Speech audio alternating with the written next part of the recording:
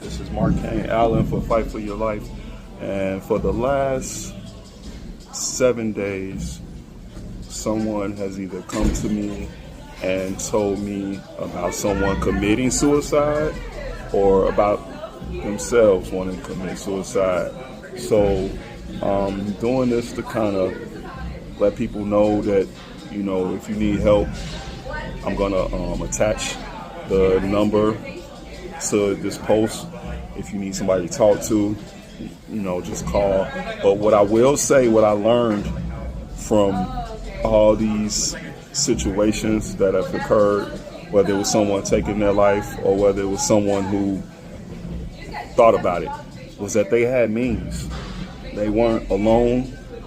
They didn't have, you know, people that didn't love them. They had people that loved them and cared about them. And one of them was as young as a teenage child who, you know, had a nice home, had loving family, had surrounded by good things and had everything.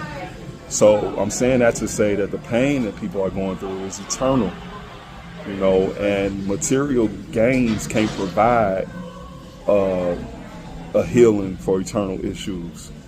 You know, we're living in a world where people can have everything and still be hurt, you know, and that's nothing new. We've known that, you know, we've known in history that people with, you know, with money and with means and wealthy people, you know, they've taken their life before, or they felt, you know, so depressed and down. And the average everyday person, sometimes, you know, we automatically jump to the defense and go adverse with it and on some old, oh, wow, you got all this, you got all that.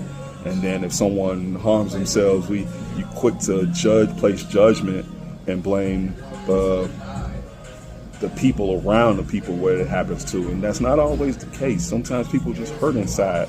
And sometimes there's certain unbalances that, you know, people, they can't fight. They get tired, you know. And I can honestly say I've been at that point in my younger years of my life where I got tired. And, you know, I would say maybe 2 times I thought about, you know, that going to that dark side. You know, gratefully, you know, God pulled me through, and I found a way to fight through it.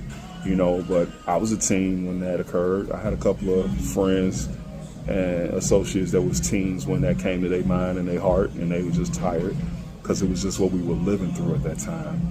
And people are living through a lot of things these days. So we got to be careful when it's social media, you know, is causing people to feel less than and lack thereof. So if we know that, be careful and watch people around you that you love and care about, you know, make sure they're not talking in tangents. You know, if there's younger people, teenagers or children, make sure they're not getting caught up in this everyday life of what's going on social media. Because, you know, as much as there are real things that occur that people put up on there, a lot of it is fairy tale.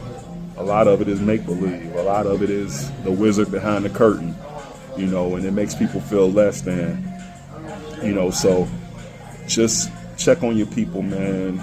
You know, check in with them, even if it's just a phone call.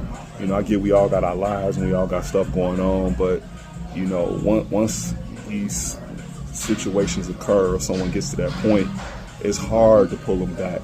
So if you're not capable of, you know, doing that and talking to them and pulling them back, find someone who can. And again, I'm going to attach the number, the screenshot of the number that you can call if you just need to talk to someone. You know, but I will say, you know, God bless all our souls and our minds and our spirits and our hearts. And may we all just keep fighting for our life every day. Peace.